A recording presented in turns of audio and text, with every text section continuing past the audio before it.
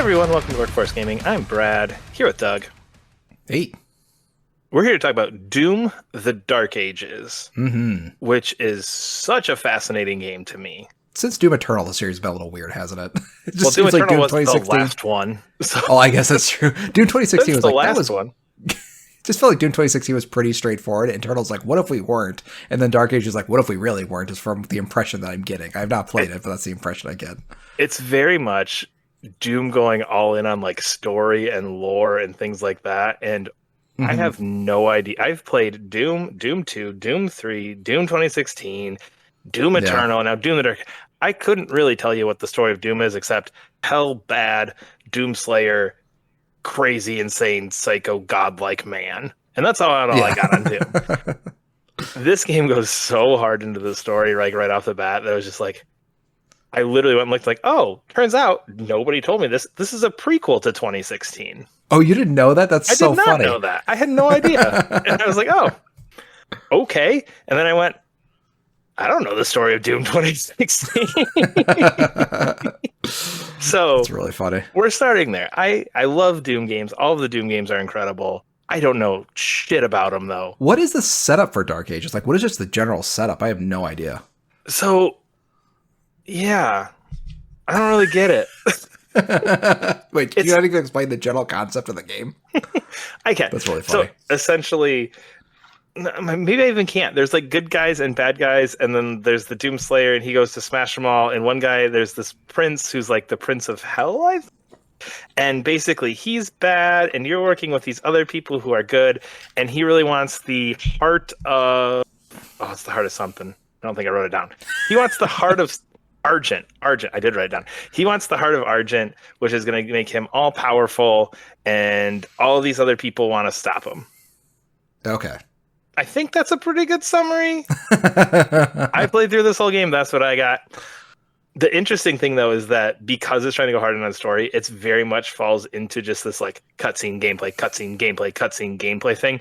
The thing starts with a crazy like 6-minute long cutscene, which is probably, I feel like, more cutscene than like the last two games combined. Sure, yeah, that's fair. The cutscenes do feel awesome.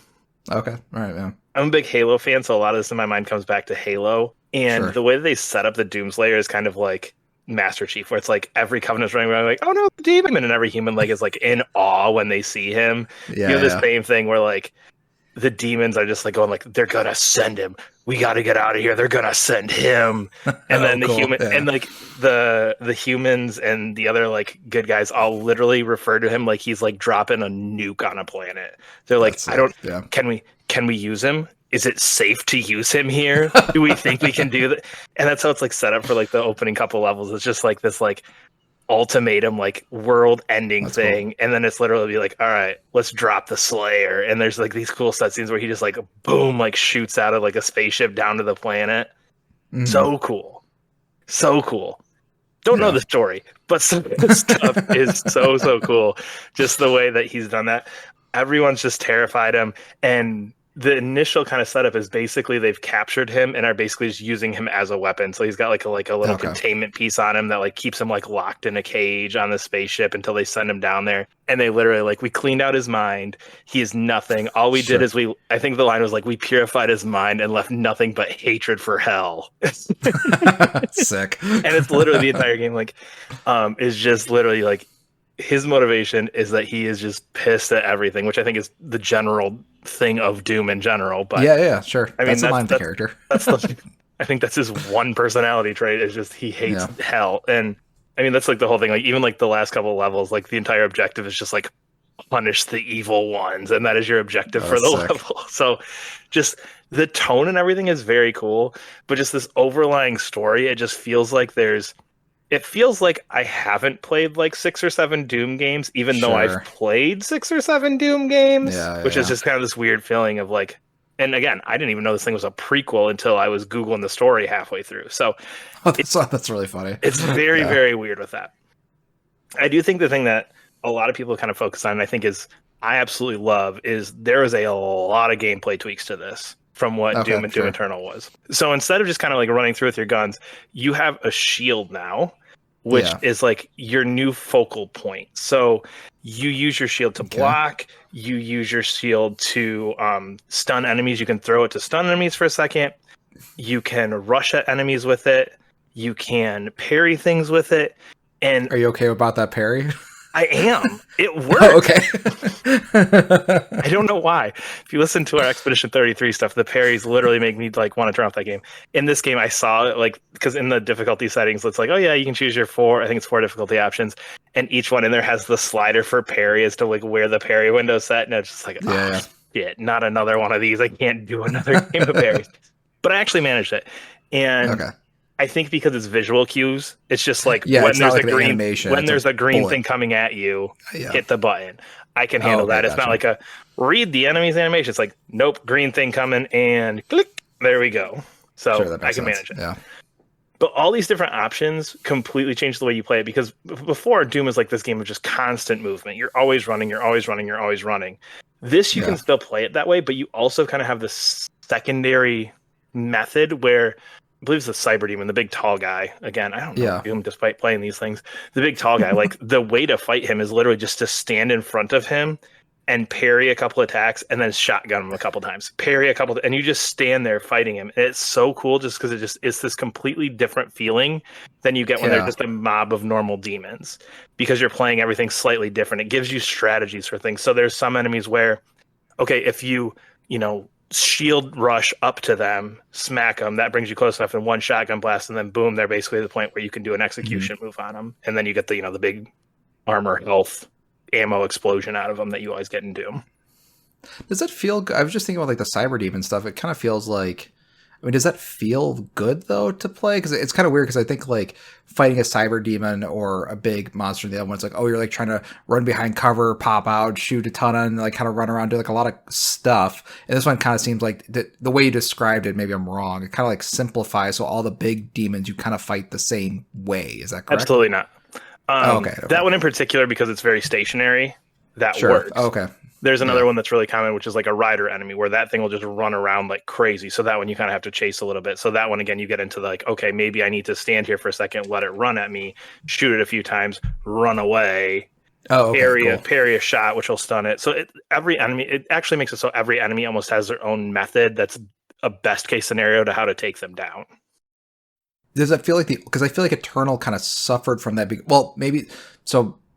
Definitely correct me, because I'm curious how they changed this. The issue I had with the Eternal, with Eternal, was that like it wasn't just the best method for taking on the enemy was this particular gun. It was like the only way to take down this enemy was this particular gun. Does it feel that way? Because that's the thing I felt about Eternal, is like it felt way too prescriptive. Like, to fight this enemy, you need this gun and only this gun. To fight this enemy, and that was just like, it just became kind of frustrating. But like, does it feel that way, or not really? No, the Cyber Demon stands out as one where it's like, that's kind of the way to do it, because he has like a giant gun that just shoots the shit out of you if you're too far away. Sure. But if you get in close, then he'll switch to melee attacks depending on the range you are away from him. Yeah. The vast majority, though, feels like you can do it however you want to.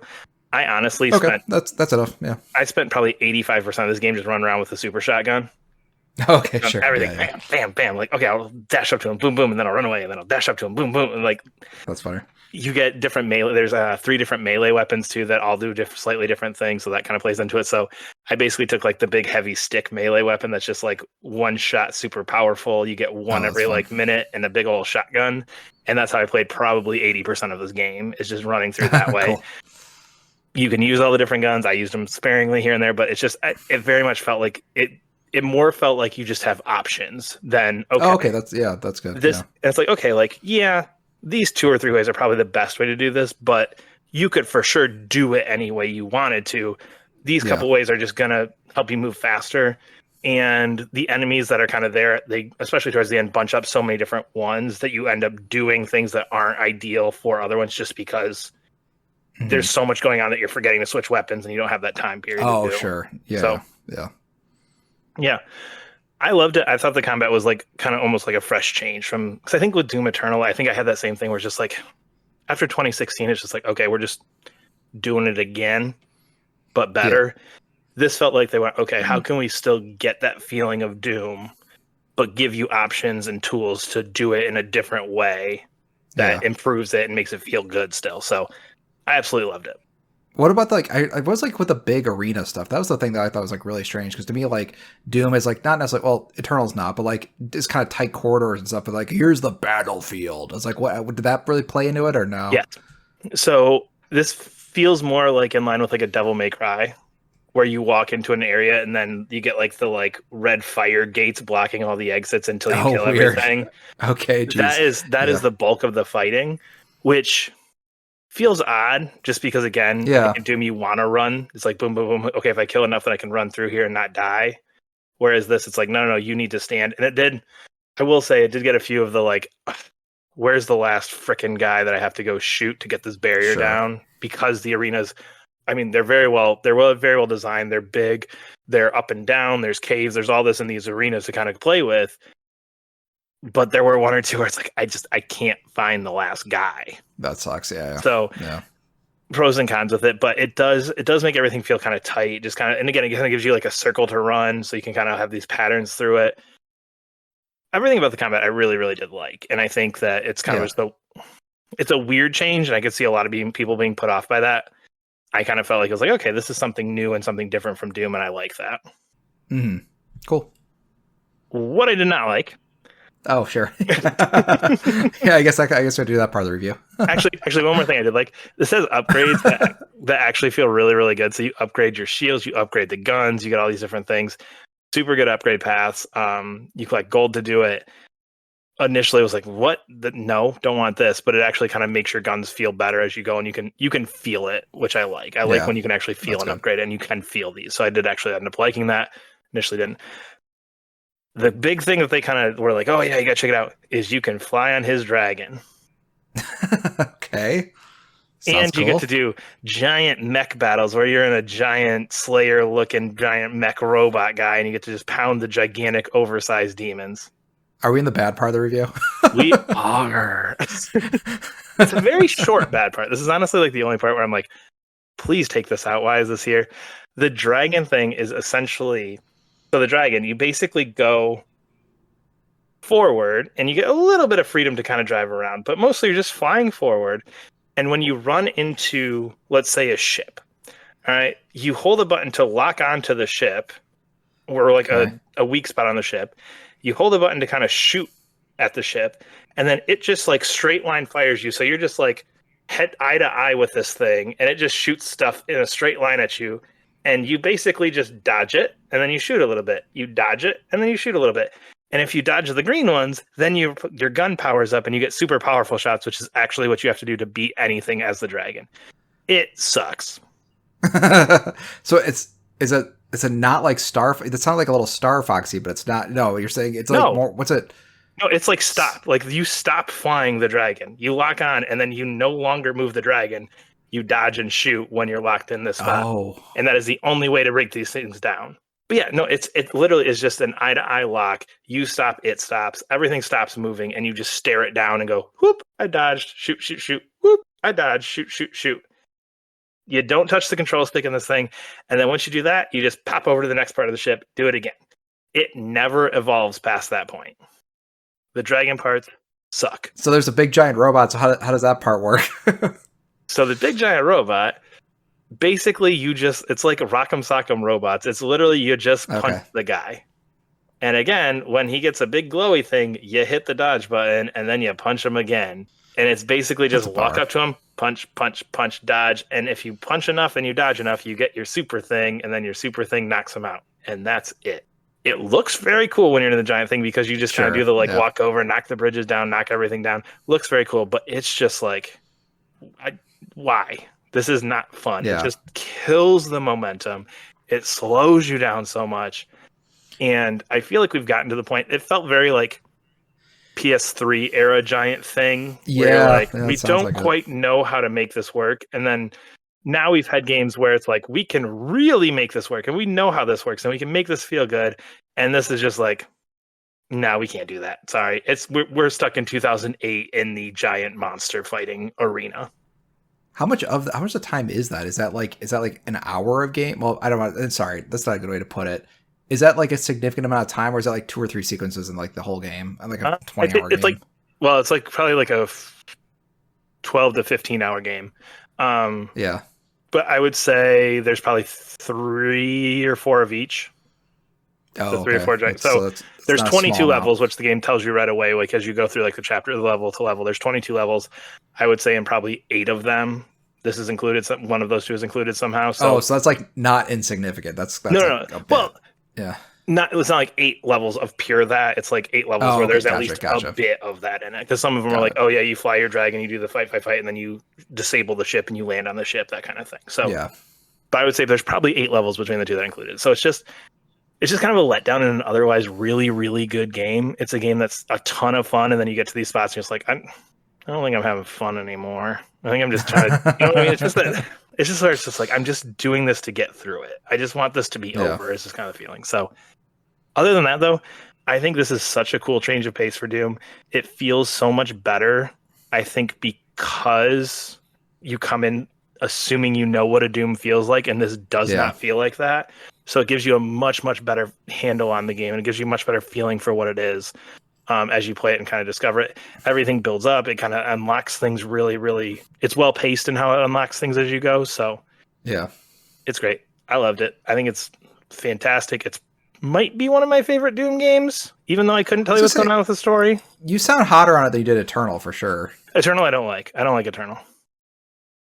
I don't remember why I don't like Eternal, but I don't like Eternal. I could not give you the specific reason, but I remember playing Eternal and going like, that wasn't what I wanted and I didn't have fun. Yeah. This is the total opposite. That wasn't what I expected, but I had fun. Sure. So, cool game. More Doom. I'm sure there'll be more. I'm curious to see how much of this they keep, because I do feel like there's a little bit of that, like, ooh, not what we wanted sprinkled out through this, even though I loved it. So, we are Workforce Gaming. Subscribe to our channel. There's a link to support us on Coffee as well. Leave a comment below. We'll see you later. Bye.